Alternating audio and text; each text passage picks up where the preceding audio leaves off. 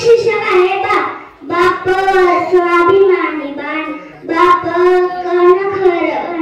त्याच्या काळजात सुद्धा लाजाळूची संवेदन त्याची पहाडाची छाती त्याचे हृदय गुलाब त्याच्या घामाच्या थेंबांना हिऱ्या मोठ्याचा रुबाब बाप तलवार डाल बाप